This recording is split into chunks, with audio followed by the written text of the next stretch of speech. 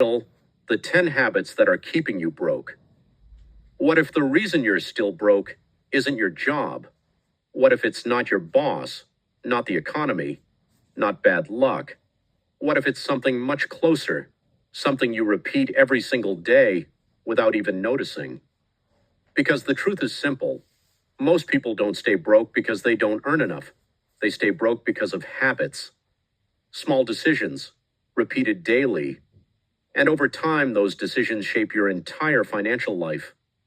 Once you see them clearly, you can't unsee them. Here are 10 habits that might be quietly keeping you broke. Number 1, living without a plan. Most people don't control their money. They react to it. Money comes in, and it goes out just as fast. There's no structure, no clear direction, no intention. And without a plan, everything feels reasonable in the moment. A quick purchase here, a small expense there. You tell yourself it's fine. But when everything feels fine, nothing actually is. Because without direction, money doesn't stay. It disappears. And at the end of the month, you're left with the same question. Where did it all go? Number 2, spending to impress. There's a silent pressure in today's world to look successful, to look like you're winning. So people spend money, not based on need, but based on image. Clothes that signal status, gadgets that show relevance, experiences that look good online. But here's the truth. Looking rich and being rich are completely different things, and chasing appearances is one of the fastest ways to stay broke, because the image never ends. There's always something newer, better, more impressive. And the people you're trying to impress, they're too busy doing the exact same thing. Number 3, ignoring small expenses. Big purchases get your attention, small ones don't. And that's exactly why they're dangerous. A coffee in the morning, a subscription you forgot about, a quick order late at night. Each one feels insignificant, almost invisible. But over time, they stack, day after day, week after week, until a large portion of your income is gone. Not from one decision, but from hundreds of tiny ones. The problem isn't the cost, it's how easy it is to ignore. Number 4, avoiding financial education. Money plays a role in almost everything you do, yet most people never truly learn how it works. They avoid it because it feels complicated or overwhelming or something they'll figure out later.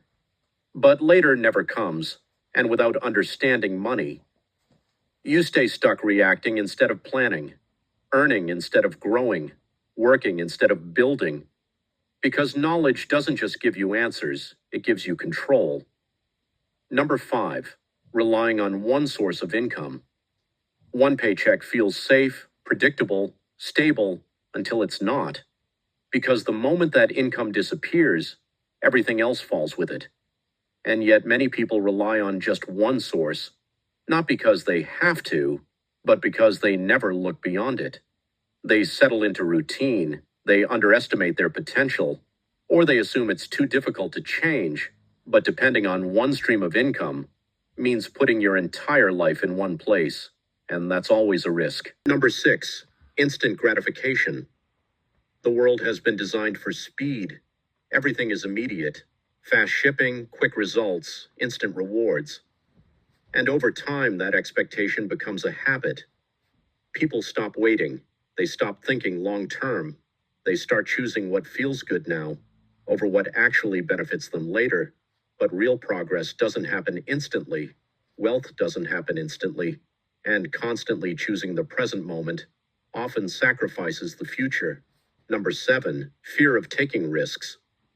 Fear doesn't always stop you loudly. Sometimes it whispers.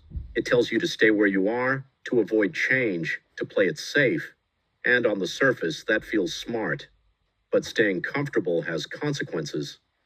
Opportunities get ignored, ideas never get tested, growth gets delayed again and again. Because while reckless risk can hurt you, avoiding all risk can cost you even more. It can cost you the life you never gave yourself the chance to build. Number 8, not tracking your money. If you don't know where your money is going, you don't control it. It's that simple. And yet many people rely on rough estimates. They assume things are fine. They guess their way through their finances, but guessing leads to mistakes, and mistakes lead to stress. Tracking your money creates awareness, and awareness changes behavior. It forces you to see what's really happening, not what you think is happening. And that clarity is where real change begins. Number 9, surrounding yourself with the wrong mindset. The people around you matter more than you think, not just what they do, but what they believe is normal. If overspending is normal, you'll start to accept it. If debt is common, it stops feeling like a problem. If no one thinks long term, neither will you. But the opposite is also true. When you're around people who think differently, who value discipline, who focus on growth, it changes your perspective. And once your perspective changes, your actions follow. Number 10, waiting for the right time. This is the habit that keeps everything else in place. Waiting to save, waiting to start, waiting until things feel perfect. But perfect never arrives. There's always a reason to delay, something else to focus on, a better moment that never comes. Meanwhile, time keeps moving, and time is the one thing you can't get back. Every day you wait, you make the journey longer.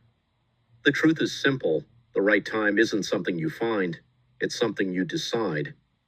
At the end of the day, staying broke isn't about one major mistake, it's about patterns, small habits, repeated consistently over time, quietly shaping your reality. But here's what most people don't realize. Those same patterns can be changed, those same habits can be replaced, and when they are, your entire life can shift in a direction you never expected. Nothing changes overnight, but everything changes eventually when your habits do. So take a moment and think. Which of these habits is still part of your life? And more importantly, which one ends today? At the end of all this, there's something important you need to understand. None of these habits appeared overnight, and they won't disappear overnight either. They were built slowly, over time, through repetition, through small choices that didn't seem important in the moment, choices that felt harmless, normal, even necessary. But when repeated enough times, they stopped being choices. They became patterns, and those patterns became your reality. That's how habits work. Not through one big moment, but through consistency, quiet, invisible consistency, the kind you don't notice while it's happening, but you definitely feel the results, weeks later, months later, years later. And by then, it feels confusing, because from the outside, it looks like nothing makes sense. You're working, you're trying, you're doing what you're supposed to do, and yet nothing changes. But now you see why. Because it was never just about effort. It was about direction. It was about awareness. It was about the small things you repeat every single day. The things that seem too small to matter, but matter the most. And here's where everything starts to shift. Because once you become aware of these habits, you can't go back to being unaware. You start noticing things. The unnecessary purchase, the impulsive decision, the moment you choose comfort over discipline, the times you delay something important for no real reason. And that awareness, that's where change begins. Not in motivation, not in a sudden burst of energy, but in awareness. Because when you see the pattern clearly, you create a gap, a small space between the habit and your response. And in that space, you have a choice you didn't feel like you had before. And that choice, repeated over time, is what changes everything. Not instantly, not dramatically, but steadily. And that's the part most people underestimate. They think change has to be big, obvious, immediate. But real change is quiet. It's choosing differently when no one is watching. It's making better decisions when it doesn't feel exciting. It's staying consistent, even when nothing seems to be happening. Because something is happening, you just can't see it yet. Just like before, when the habits were working against you, now they can start working for you, but only if you stay aware, only if you stay intentional, because it's easy to fall back, easy to slip into old patterns, easy to tell yourself, just this once, and that's how it starts again, not with a big decision, but with a small one. That slowly becomes another pattern.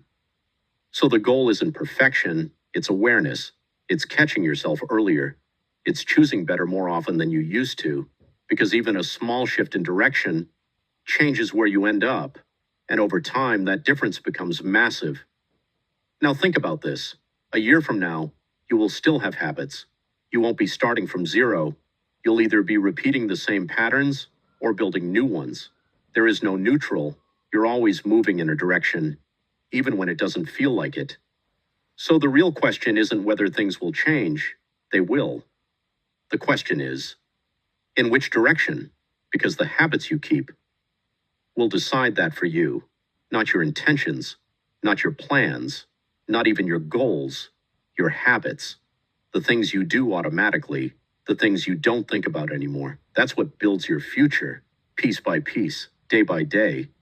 And that's what makes this powerful, because it means your situation isn't fixed, it isn't permanent, it isn't something you're stuck with. It's something you've been repeating, and anything that's repeated can be replaced slowly, intentionally, one decision at a time. You don't need to change everything at once. You don't need a perfect plan. You don't need the perfect moment. You just need to start noticing, start questioning, start interrupting the patterns that no longer serve you. Because the moment you do that, you're no longer stuck. You're in control, maybe not completely, maybe not perfectly, but enough to begin. And that's all it takes, a beginning, not a dramatic one, not a perfect one, just a real one. Because in the end, your life doesn't change because of what you know. It changes because of what you do, consistently. So the next time you're about to repeat one of those habits, pause, just for a moment, and ask yourself one simple question. Is this helping me move forward or keeping me where I am? And then choose. Because that choice, small as it seems, is where your future starts to change. One habit at a time.